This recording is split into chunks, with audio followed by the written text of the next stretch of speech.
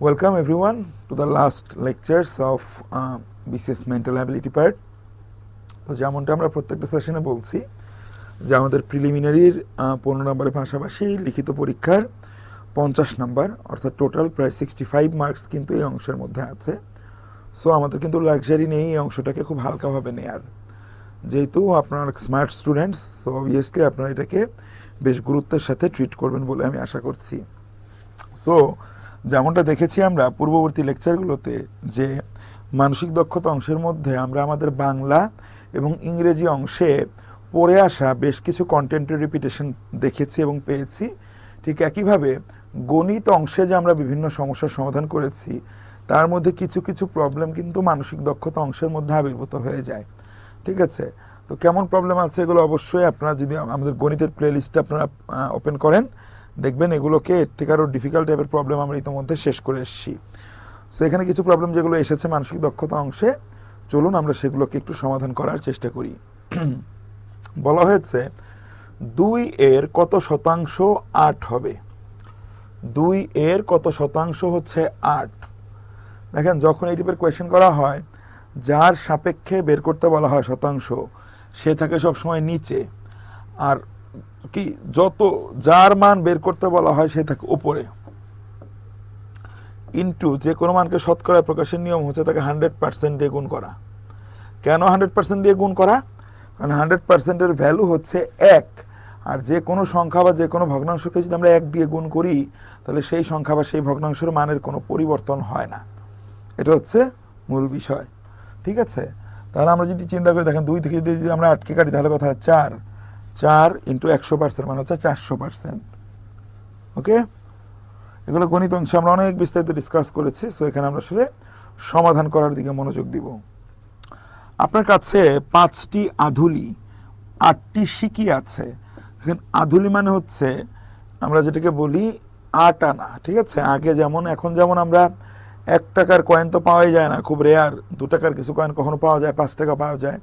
আগে কিন্তু 50 পয়সা 25 পয়সা এই অ্যামাউন্টগুলোরও কিন্তু কয়েন বা পাওয়া যেত।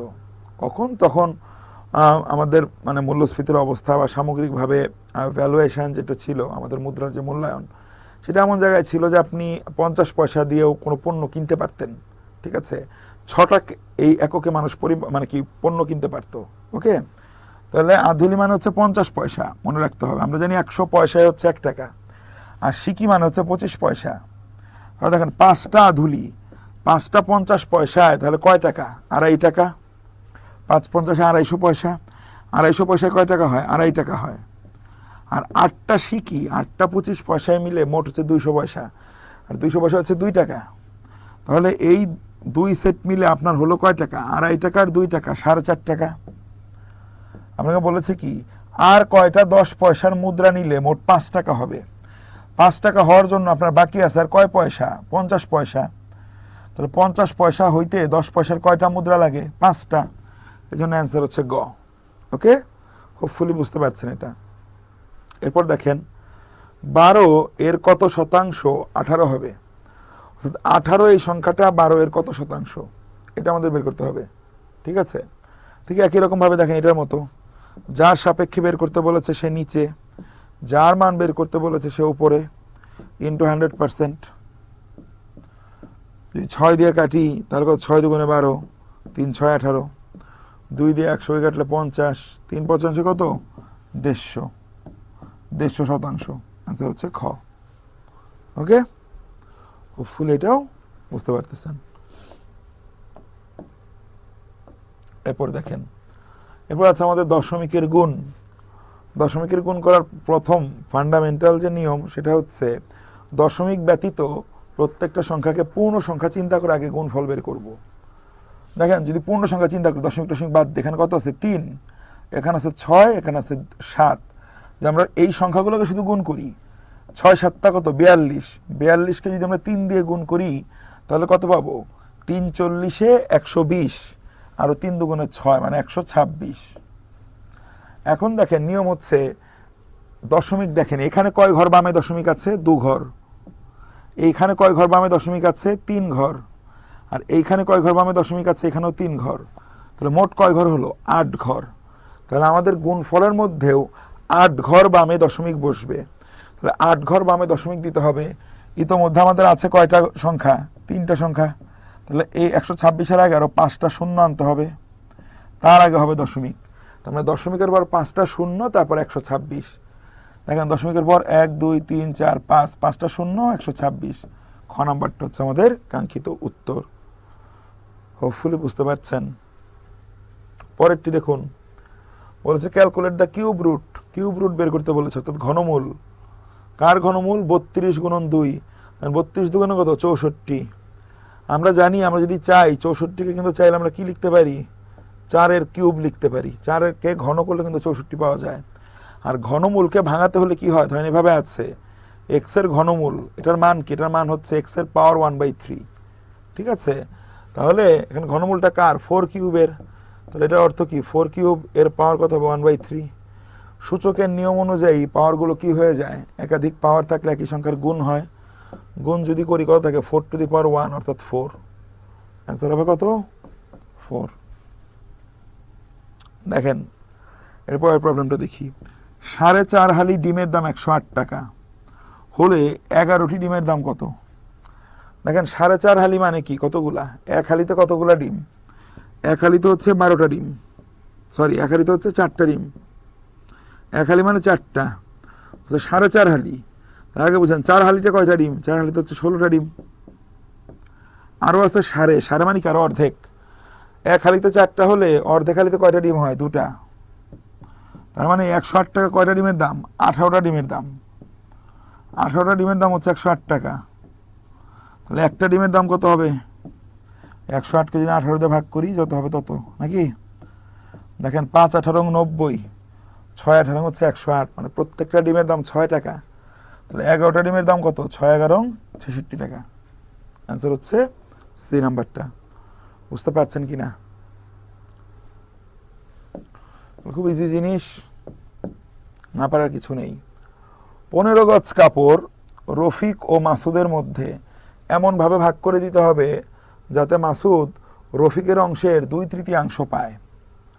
মাসুদ কি করবে? রফিকের অংশের 2/3 পাবে। অর্থাৎ ধরেন রফিক যদি পায়, লেটসে আমরা যদি বলি যে রফিক পায় হচ্ছে ধরলাম 3x, কথার কথা, তাহলে মাসুদ পাবে কত? এই 3x এর 2/3, মানে 3 ভাগের 2 ভাগ।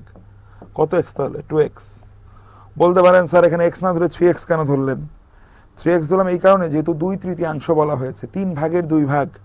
3 ভাগ থেকে চিন্তা করা হচ্ছে, যেন যার সাপেক্ষে মান দেওয়া আছে তার মানটাকে আমি 3-এর সাপেক্ষে ধরলাম। এতে ভগ্নাংশ ছাড়াই আমার মান বের করা যাচ্ছে। তার মানে রফিক যদি পায় 3x অংশ, মাসুদ পায় 2x অংশ। ভাগ করে দেই, তাহলে রফিক আর মাসুদের অংশের পরিমাণ কত? 3:2। কাপড় কয় গজ? 15 গজ। 15 গজের মধ্যে মাসুদ পায় কয় গজ? 5 ভাগের 2 ভাগ, তাই না? তাহলে 15 গজ কাপড় ভাগ হবে, মোট কয় ভাগ হবে? 3 ভাগের 2 ভাগ। মোট যদি করি 5 ভাগ, এর মধ্যে মাসুদ পায় 2 ভাগ। 3 দুগুণে কয় গজ? 6 গজ। 6 গজ হচ্ছে মাসুদ পায়। ঠিক আছে, পরেরটা দেখি কি বলা হয়েছে। 3টি পেন্সিল বলা হয়েছে, 3টি পেন্সিল ও 5টি কলমের দাম একত্রে 55 টাকা। 3টা পেন্সিল আর হচ্ছে ধরেন 5টা কলম। পেন্সিলকে বড় হাতের পি দিলাম, কলমকে ধরেন কে লিখলাম, মানে এমনিতে বোঝানোর জন্য। 3টা পেন্সিল আর 5টা কলমের দাম হচ্ছে 55 টাকা। 30 টাকায় যদি 6টি পেন্সিল পাওয়া যায়, তাহলে 2টা কলমের দাম কত? 30 টাকা যদি 6টা পেন্সিল পান, 6টা পেন্সিলের দাম 30 টাকা, তাহলে একটার দাম কয় টাকা? 5 টাকা। একটা পেন্সিলের দাম কত? 5 টাকা। তার মানে আমরা কি বলতে পারি? তাহলে 3টা পেন্সিলের দাম কত? 15 টাকা। তার মানে 15 টাকার সাথে 5টা কলমের দাম মিলেই তো 55 টাকা হয়। তার মানে 5টা কলমের দাম কত? 55 থেকে 15 বিয়োগ হবে 40 টাকা। তার মানে একটা কলমের দাম কত? 8 টাকা। বের করতে বলেছি কি 2টা কলমের দাম কত? তাহলে 8 দুগুণে কত হয়? 16 টাকা।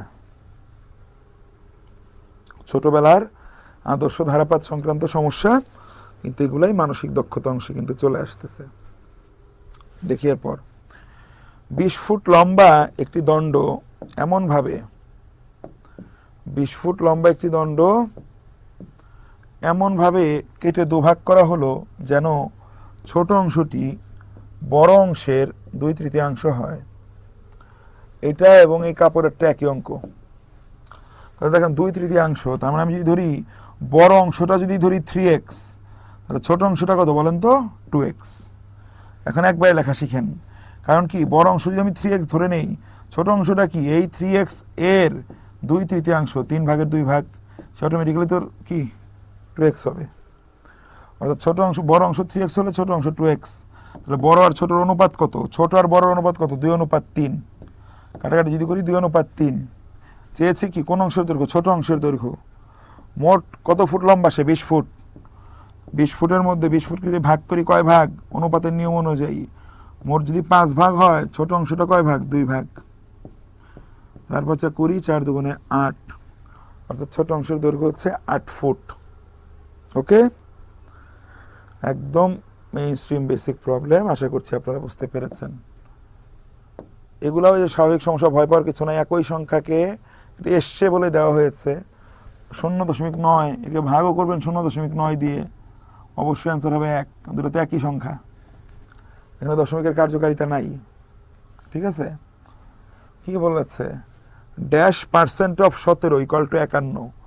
17 এর কত শতাংশ হচ্ছে 51? নর্মালিও চিন্তা করা যায়, আবার চাইলে আপনি এভাবেও ভাবতে পারেন। এটা নিয়ে কিন্তু প্রথম অঙ্কটা, ওই যে 12 এর কত অংশ? 18। যার অংশ চাই এর, অফ মানে এর, যার সাপেক্ষে মান চাই সে থাকে নিচে, আর যত মান বের করতে চাই সে থাকে ওপরে, ইন্টু 100%। 17 দিয়ে 51কে কাটলে কত হবে? 3। 3কে 100 দিয়ে গুণ করলে 300, অর্থাৎ অ্যান্সার হচ্ছে 300%। অর্থাৎ 17 এর 300%-এর মান হচ্ছে 51। 3 গুণ মানে 300%।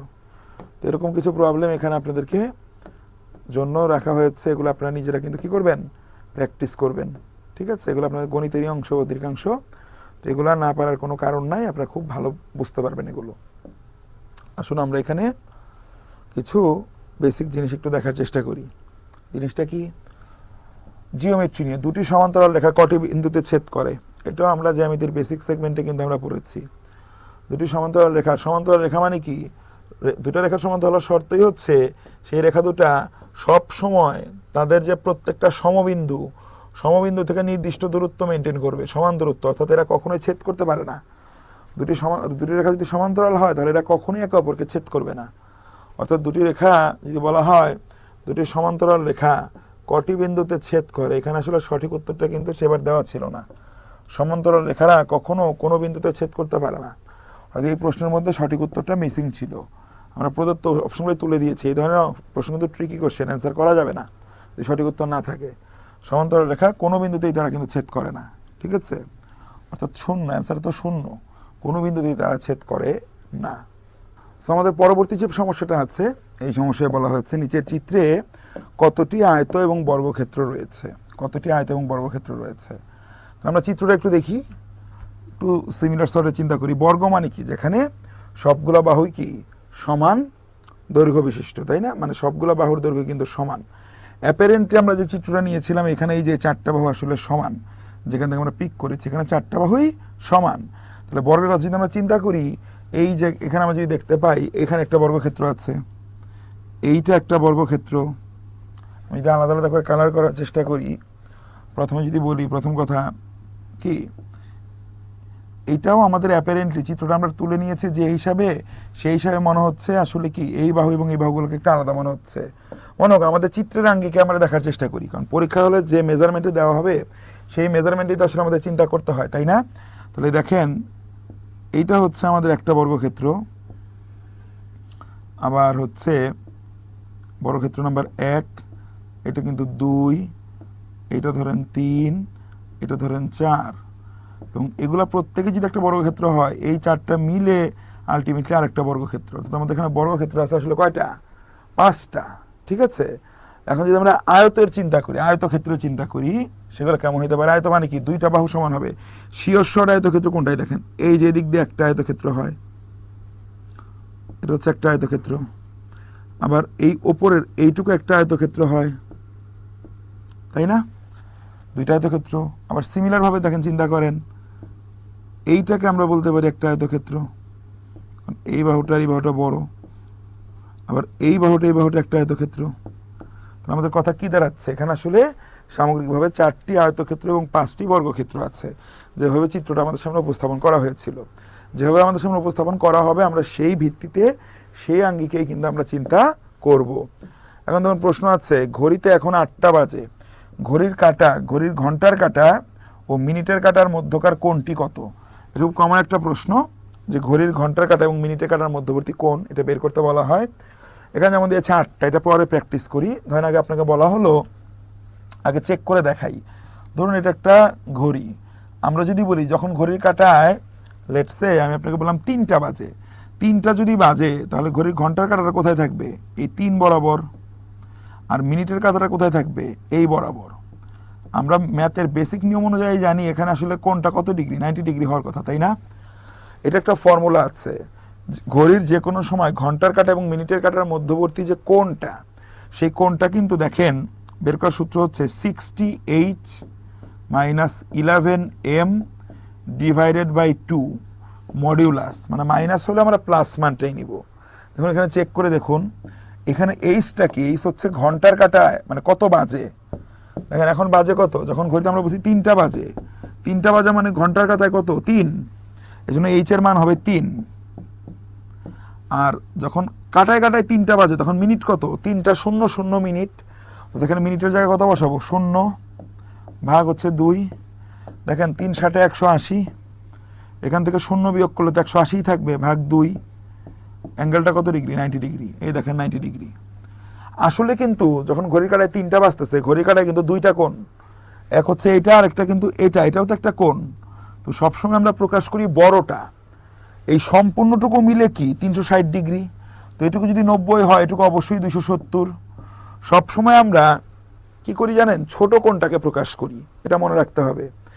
এই ফর্মুলা দিয়ে আমরা আরেকটা প্র্যাকটিস করি। ধরেন বলা হলো ঘড়ির কাঁটায় যখন বাজে 9টা 15, ঘড়ির কাঁটায় বা ধরেন বলা হলো যখন বাজে 9টা 30, 9:30 যখন বাজে, তখন ঘন্টার মিনিটের কাঁটা মধ্যবর্তী কোণ কত?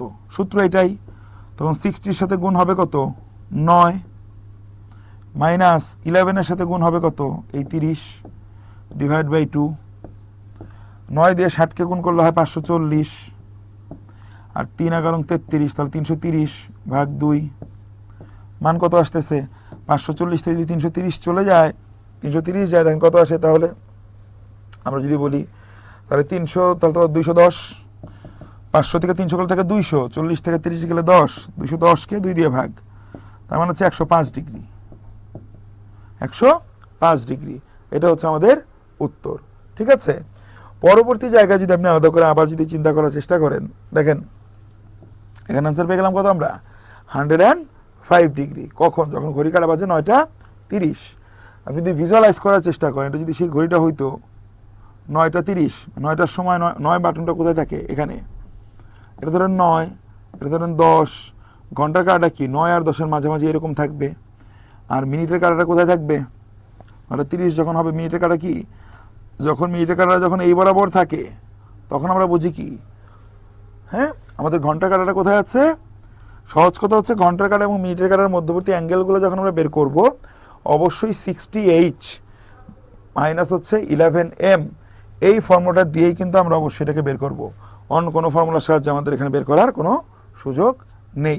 দেখেন আমাদের প্রশ্ন এখানে কি আছে, বলেছে ঘড়ির কাঁটা যখন 8টা বাজে, তখন ঘন্টা এবং মিনিটের কাঁটার মধ্যবর্তী কোণ কত? এটা প্র্যাকটিস করলে ক্লিয়ার হয়ে যাবে। তাহলে সূত্র কি? 60h, তাহলে 60 × h কত? 8টা। 8টা বাজা মানে কত? 8.00, তাই না? তাহলে 60 × h এর জায়গায় বসবে 8 মাইনাস 11, মিনিটের ঘরে কত? 0 ভাগ হচ্ছে 2। তাহলে দেখেন 6টা কত? 48, তাহলে 480 বিয়োগ তো 0ই, ভাগ কত? 2। তাহলে কত হচ্ছে আমাদের? দেখেন 480-কে যদি 2 দিয়ে ভাগ করি কত হচ্ছে? 240। এই যে এখানে সে আমাদের এই কথাটা কাজে লাগবে। কিভাবে কাজে লাগবে দেখাচ্ছি। আসুন দেখাচ্ছি। ধরেন ঘড়ি কাঁটা বাজে কত আমাদের? 8টা, তাই না? ঘড়ি কাঁটা বাজে আমাদের 8টা। আমরা কোণ পেলাম 240 ডিগ্রি। তাহলে কি 240 আমরা অ্যান্সার দিব? অপশনে তো 240 পাচ্ছি না, খেলাটা কি? একটু আগে আমি যেমনটা বলেছি, কোন আমরা সবসময় নিব ছোটটা। 8টা যখন বাজবে, 8টার কাটাটা কোথায়? ধরেন এইরকম জায়গাটাতে 8টা, তাই না? 6, এটা ধরেন 6, এটা 7, এটা ধরেন 8। এই বরাবর থাকবে ঘন্টার কাটা, আর মিনিটের কাটাটা কোন বরাবর? এই 12র ঘর বরাবর। তাহলে অবশ্যই দেখেন আমরা পেয়েছি কত? 240। 240 কিন্তু এই কোণটা, কিন্তু এই কোণটা কিন্তু বড় কোণ, কারণ পুরো একটা চক্র মানে 360, তাই না? তাহলে আমাদের আসলে অ্যান্সারে প্রকাশ করতে হবে কোনটা? আমি কিছুক্ষণ আগে যখন উদাহরণ দিচ্ছিলাম আমি বুঝিয়েছি আমাদের অ্যান্সারে প্রকাশ করতে হবে হচ্ছে ছোটটা। তাহলে এইটুকু যদি 240 হয়, পুরোটা 360 হলে এটুকুর মান কত? 120। আমাদের অ্যান্সার দিতে হবে 120 ডিগ্রি। অর্থাৎ যখন আমরা এই ফর্মুলাটার মাধ্যমে যে মানটা পাবো সেই মানটা যদি 180 ডিগ্রির থেকে বড় হয়, তাহলে 360 ডিগ্রি থেকে সেই মানটা বিয়োগ করে আমাদের অ্যান্সার দিতে হবে। অর্থাৎ এই সূত্রের মাধ্যমে আমরা অ্যান্সার দেখেন পেয়েছি কত? 240। আমাদের উত্তর হচ্ছে 360 বিয়োগ 240, কত? এই 120। যদি এখানে 200 পাইতাম, হ্যাঁ, বা ধরেন পাইলাম 210, এখানে পেলাম 210, তাহলে 360 থেকে 210 বিয়োগ করলে তখন অ্যান্সার হতো 150। এভাবে করে আমাদের উত্তর বের করতে হবে। আশা করছি ঘড়ির ঘন্টার এবং মিনিটের কাটার মধ্যবর্তী কোণ নিয়ে আর কোনো সমস্যা আপনাদের হবে না বা আপনারা ফেস করবেন না। এটা কিন্তু খুব ইজি ছিল এবং আপনারা খুব ভালোভাবে বুঝতে পেরেছেন। পরেরটা দেখেন, একটি বর্গক্ষেত্রের পরিসীমা 160 মিলিমিটার হলে তার একটি বাহুর দৈর্ঘ্য কত? যে কোনো আবদ্ধ ক্ষেত্রের জন্য পরিসীমা মানে কি? পরিসীমা মানে হচ্ছে তার 4টা বাহুর যোগফল। বর্গক্ষেত্রের প্রত্যেকটা বাহুর দৈর্ঘ্য সমান। এটা যদি এ হয়, এক বাহুর দৈর্ঘ্য, এটাও এ, এটাও এ, এটাও এ, তাহলে বর্গের পরিসীমা কি? 4টা এর যোগফল। অর্থাৎ বর্গের পরিসীমা সূত্র কি? এগুলো আমরা জিওমেট্রির বেসিক ক্লাসে কিন্তু শিখিয়েছি। 4a। এক বাহুর দৈর্ঘ্য যদি এ হয়, পরিসীমা হচ্ছে 4a। প্রশ্নে কি দেওয়া আছে? পরিসীমা 160, তার মানে 4a সমান সমান 160। তাহলে এ এর মান কত? অবশ্যই 40। এটা হচ্ছে আমাদের কাঙ্ক্ষিত উত্তর। ওকে, সো আমরা এখানে ফার্স্টে বেসিক ম্যাথমেটিক্স এবং আমাদের জিওমেট্রির বেসিক্স নিয়ে যে প্রবলেমগুলো আসে সেগুলো কিন্তু আমরা দেখার চেষ্টা করলাম। হোপফুলি বুঝতে পেরেছি। আমরা আমাদের পরবর্তী সেগমেন্টে গিয়ে বিভিন্ন দিন এবং সময়, যে কবে কতবার হয়, কত তারিখ কতবার, এই সংক্রান্ত কিছু প্রবলেম আসে, এই প্রবলেমগুলো কিন্তু আমরা এখানে সলভ করার চেষ্টা করব। দেখা হচ্ছে আপনাদের সাথে এর পরের সেগমেন্টে।